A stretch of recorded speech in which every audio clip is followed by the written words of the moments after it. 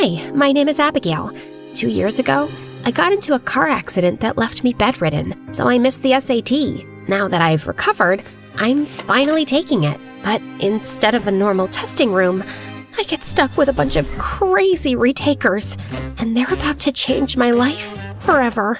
The proctor was an old lady with a little tube in her throat, so every word came out in this weird, squeaky voice. All right, everyone, my name is Mrs. Fox, and I'm only going to say this once, because I don't repeat myself. If I catch anyone cheating or looking at somebody else's paper, Lord help me, I'll make sure they fail so hard my face haunts their nightmares for the rest of their lives. Got it?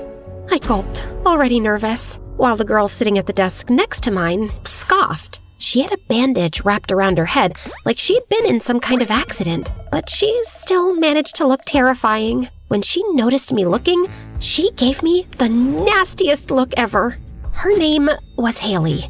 I quickly looked away to avoid her, but right then, a tall, cute-looking boy knocked on the door. He looked about a year older than me. His name was Tom. I'm so sorry I'm late, ma'am. Please let me in. Mrs. Fox looked him up and down, then gave an annoyed little wave for him to come in. He took the seat right behind me. That's when Haley started whisper arguing with him.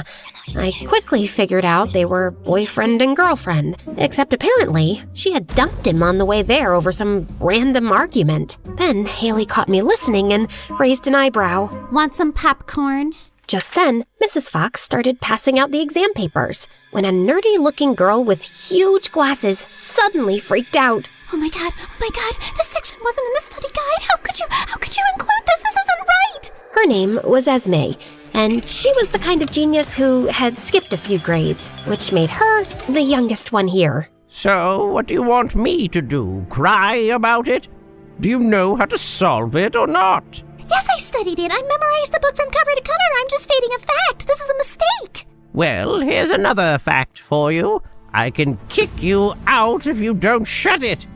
Now everyone, flip your papers over and start writing.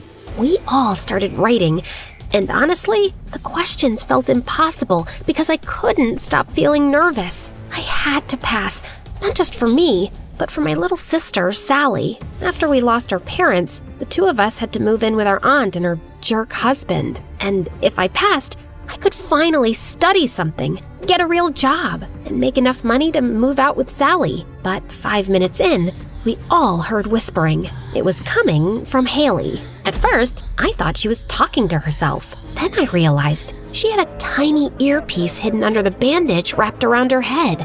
She was so focused on cheating that she didn't even notice Mrs. Fox standing right over her. Mrs. Fox tapped her foot and held out her hand. Haley slowly took out the earpiece and dropped it into her palm, looking totally defeated. Then Mrs. Fox put the earpiece up to her own ear. We could all hear the person on the other end yelling, "Give it back to her, you psycho old lady! She paid me for those answers!" Apparently, Haley had paid someone to feed her the answers during the exam.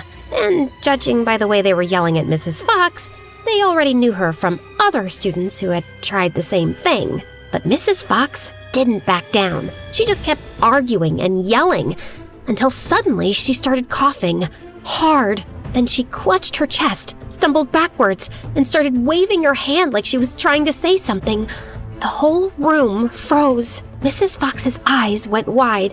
She took one deep, shaky breath and whispered, I should have retired in 1998. Then she collapsed to the floor. For a second, nobody moved. Then we all rushed over and gathered around her. Do you think she's dead? You killed her, Haley! How is that my fault? She's the one who started screaming at a stranger through an earpiece. Esme leaned down, checked Mrs. Fox's breathing, and gasped. Oh my god, she's dead. She's actually dead. We have to report this immediately. Then she jumped up and ran toward the door. But before she could leave, a short, muscular guy grabbed her wrist and stopped her. Let go of me, Mrs. Fox is dead. Well, when the fox is away, the mice will play. We all looked confused. It means, geniuses, we move her out of the way, finish the exam together, then report it. Understood? I had noticed him earlier. His name was Hunter, and he was from juvenile detention. His wrist had been handcuffed to the desk, but somehow he had gotten himself free. Now he was standing there like he owned the room. But that's unethical. Hunter stepped so close to me that our foreheads almost touched. Do I look like I care? We all looked at each other while Esme kept protesting. Does anyone here know how to answer all the questions besides this little genius? Nobody said a word. Apparently, we were all struggling. My handwriting's real pretty, if that counts. Then she batted her eyelashes at Hunter. She was obviously flirting. And the worst part was, he didn't seem to hate it. He even winked back before suddenly remembering he was supposed to be terrifying. Great. I was about 2 seconds away from making Esme disappear too, but now we actually need her. Everyone stared at him in horror, but he just rolled his eyes. Relax, I'm joking. Mostly. Then he pointed at Tom.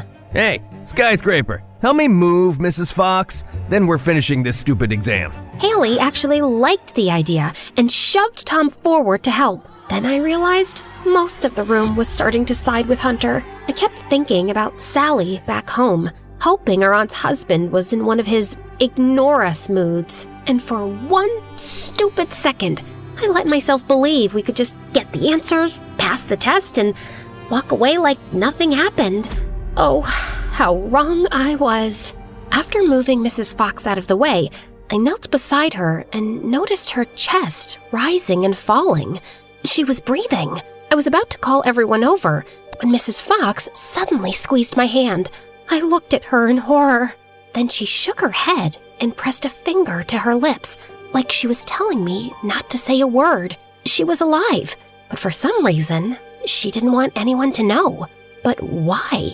I was so shocked, I had no idea what to do. Then I heard Hunter calling my name. We all grabbed our papers and gathered around Esme. She sat there with her arms crossed, turning her head away like a dramatic little kid. Cheating is illegal, unethical, and statistically one of the dumbest group decisions you could make in a room with a corpse. We all started begging her, but she wouldn't budge. Even when people started offering her bribes, she still refused. I have an Instagram page with 300,000 followers. I can mention you in one of my stories and boom, you'll be famous. I do stand-up at a coffee shop downtown. I can get you free coffee and pastries for the rest of the school year. My uncle is rich, and he'll pay for your entire education.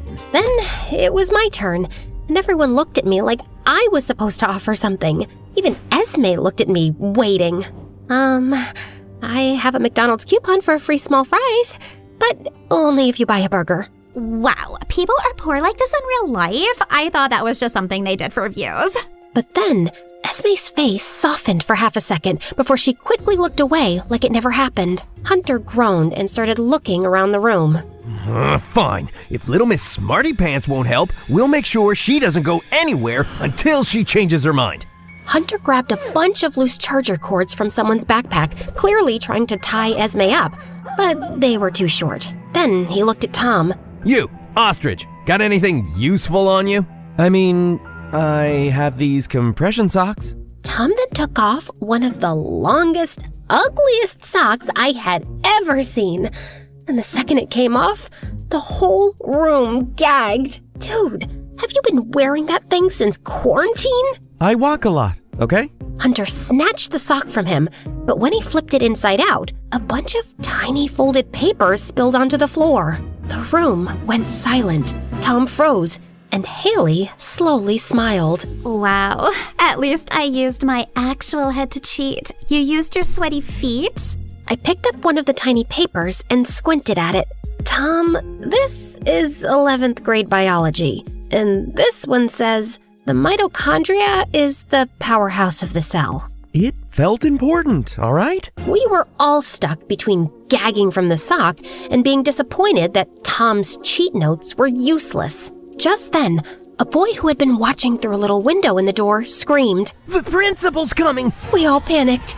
I have an idea. Everyone rushed back to their seats. Tom and I quickly propped Mrs. Fox up in her chair. I slipped my hand inside her jacket to control one arm, while Tom stood behind her and held her head up. I whispered into Mrs. Fox's ear, "I'm sorry." The principal stopped outside the classroom door and looked through the window. Everything okay in here, Mrs. Fox? Tom made Mrs. Fox nod, and I gave the thumbs up with my hand. But of course, Esme couldn't control herself. Maybe we should come in and check on her. Hunter shot her a look and punched his fist into his palm. Esme immediately shut up. The principal squinted at Mrs. Fox. You all right, Mrs. Fox? You look beat. Is that tube giving you trouble again? Want me to call the nurse, or should I just smack it a little? Tom quickly shook Mrs. Fox's head. The principal seemed convinced and started walking away. Well, I'm just a phone call away, if you need me. Then he left. That's when we all remembered Mrs. Fox had a phone, and we could use it to look up the answers. Tom searched Mrs. Fox's pockets and found an ancient Nokia phone. So much for looking up the answers. We all looked defeated, until Tom suddenly remembered Haley's cheating guy. Wait, Haley, give me the number of the guy you hired. How am I supposed to remember that? I don't know, check your hands, your ankles, the bottom of your shoes. You know, all the places you hide guys' numbers from me. Oh, so now we're sharing secrets? Great. Why don't we tell everyone how you're a failed comedian and I'm the one who pays for everything? Yeah, man, how come you haven't said one funny thing since we got here? Because it's not exactly the time or place? A comedian is a comedian. Time and place shouldn't matter. Okay then, you're still a criminal, so I guess that checks out. Hunter's face changed. He looked like he was about to swing at Tom, but I quickly stepped between them. That's when I noticed a number written on Haley's leg, half hidden under her knee sock. I crouched down, pulling her sock lower, and there it was, the number we needed. Wow, a sock secret that actually helps. Take notes, Tom. Oh, wait, it's missing the last digit. Apparently, the last number had rubbed off, so we had no choice but to call the number over and over, changing the final digit each time. We tried 7 times. On the 7th call, a little kid answered and whispered, Mommy, I peed in the drawer again. Then the phone died. Great, just great. Just then, Haley noticed Esme sneaking toward the door. She was about an inch away from opening it when suddenly a pocket knife flew across the room and stabbed into the door, inches from her hand. Next one lands closer. Esme froze, then slowly looked around, panicking. Oh my god, he's insane! Hunter scanned the room, then looked straight at me. You, coupon girl. You seem like the most rational moron in here. Take little Einstein and sit in the corner with her. You've got 3 minutes to talk some sense into her. If you fail, I handle it my way. I dragged Esme to the back corner while everyone stared at me with pleading eyes, silently begging me to convince her. I know cheating is bad, but sometimes people do the wrong thing for the right reason. And what good reason is there for a bunch of lazy idiots to pass this easily while I studied my butt off? And by the way, I know you, Abigail. You're the girl who got into that car accident and was in a coma for months. My stomach dropped. I know that because I'm interested in car accidents and tragic events. Yes, I know that's a weird hobby. Anyway, I followed your case and I heard a bunch of rumors around town. But there's one thing I know for sure. You're not less smart than me. You might even be smarter. So why are you acting like this? For a second, I was too stunned to speak. She knew all along? Then why didn't you tell everyone? Because I do the right thing for the right reason, Abby. Look, then you probably know about my family situation too. I'm stressed, I'm nervous, and I can't think clearly. I need to pass for Sally. You know her. She was in your class once. Come on, Essie. Esme stared at me for a long moment. Her eyes started to tear up, and I was just about to thank her when she spoke first. I'm sorry, Abigail. I can't help you. You're the genius one here. Figure it out. Ugh, I have never hated being a genius more than I do right now. I didn't realize how loudly I'd said it until I slowly turned around and found everyone staring at me. Oh, Jesus Christ. For one stupid second, I thought Hunter was about to force me to answer the whole exam right there. Somehow, what he did next was even worse. He made everyone form a circle like we were in some kind of group therapy session. Today, we gather to share why we need to pass this exam, so Abigail can stop panicking and start answering. Since Tom is a comedian, I'm assuming he doesn't have real problems. So Haley, sugar, come on, the mic is yours. Thank you, sweetie. Well, sometimes I put on really expensive concealer and my under eyes still look gray. And honestly, that can ruin my entire day. What does that have to do with... You know what? Forget it. Thank you for sharing. Esme, you're up. Well, all of this, everyone counting on me, everyone expecting so much from me, just like my parents who threw me into advanced classes and competitions like I was just some tool to make their dreams come true. What about me, Mom? Do you ever wonder if I'm happy, Dad? Do you? The whole room went silent. Jeez. Well, you might think I'm tough because of how I look, and I am. But I get stressed too. I got sent to juvie for a few tiny, unarmed robberies, and now I've been digging an escape tunnel through my cell floor with an old, dusty spoon. My 2 prison buddies are digging right now, but they don't get along. They could kill each other any second, so yeah, I really need to pass. Aw, poor thing.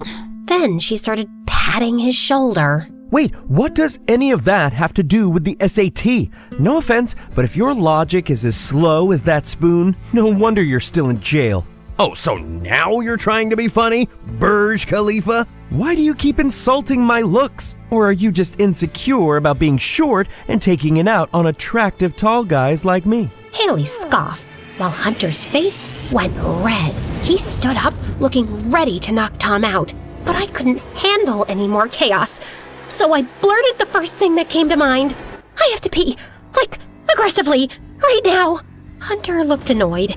Then he said he was coming with me because apparently he didn't trust my stress attack and thought I might run away or report them.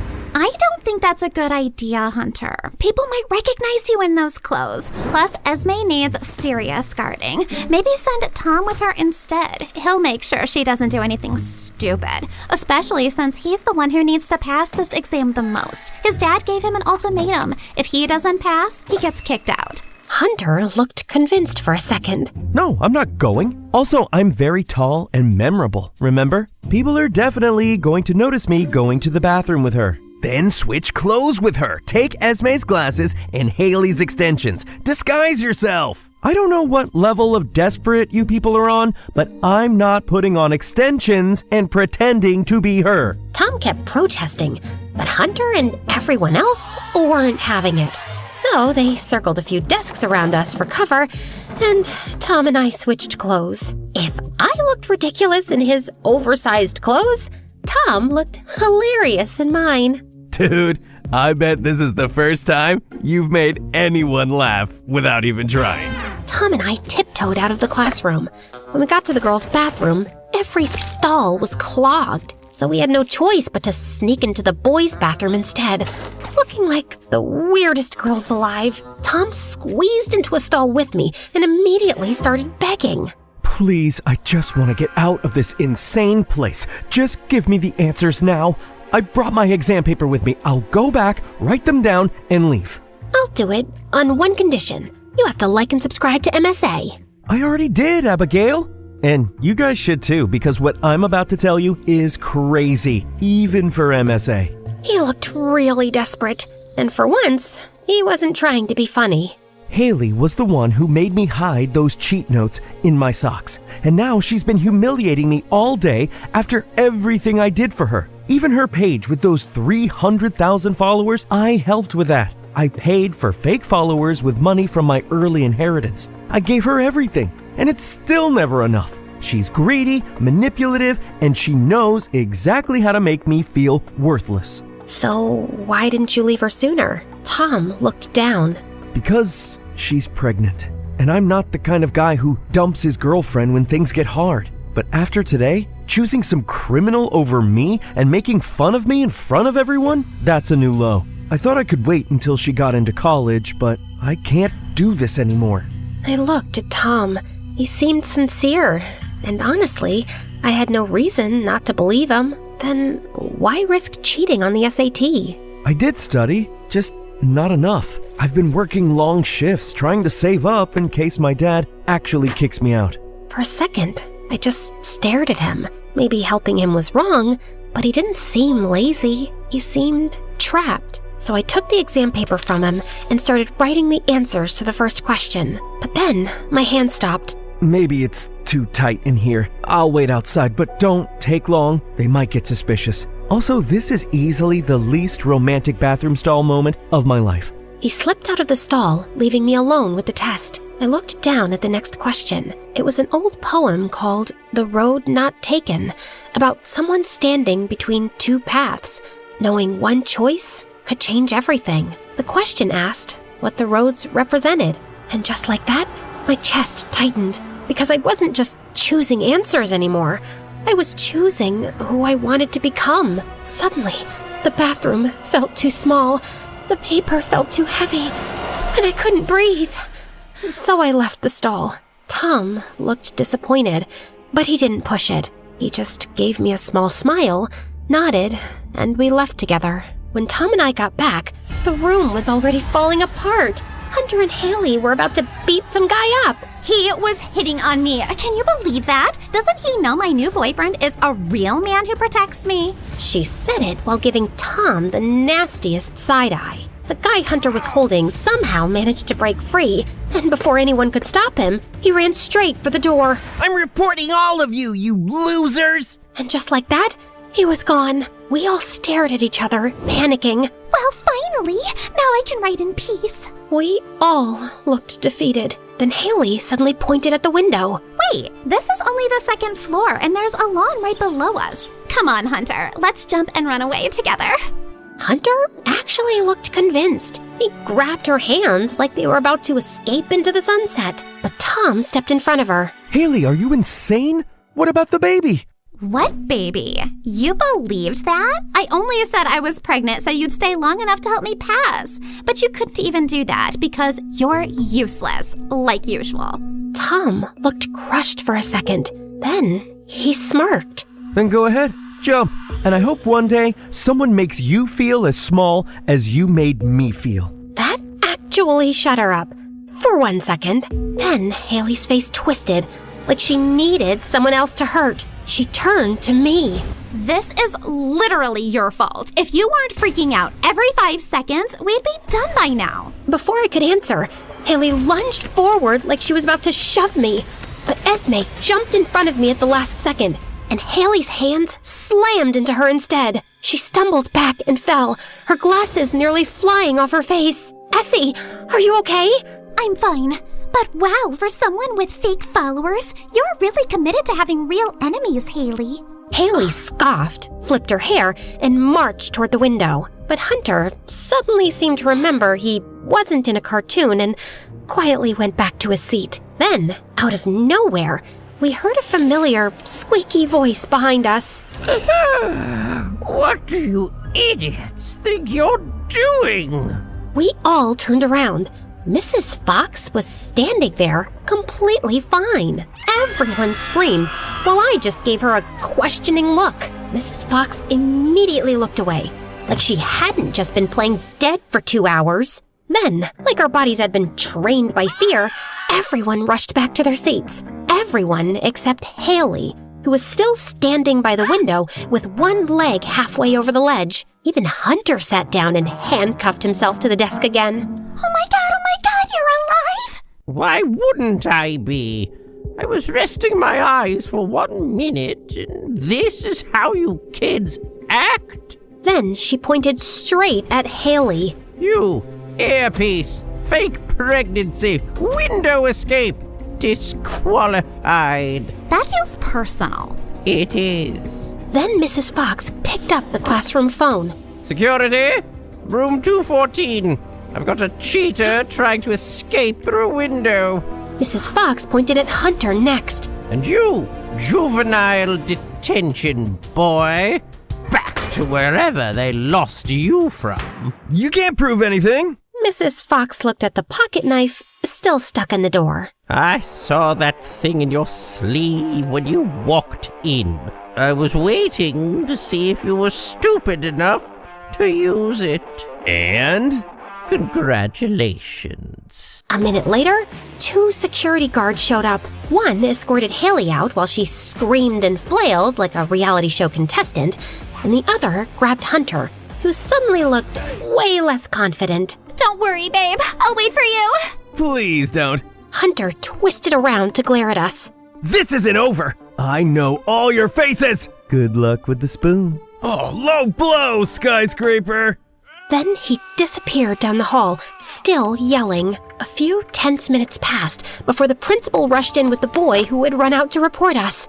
The second the boy saw Mrs. Fox standing there, his eyes nearly popped out of his head. I swear, she was dead when I left. Why does everyone keep saying that? I'm clearly not done suffering. The principal looked furious. Back to your seat, boy. I don't know what kind of prank this is, but making a false report during an exam is not funny. The boy looked speechless and walked back to his seat in shame. Everyone, you have 30 minutes before the exam is over.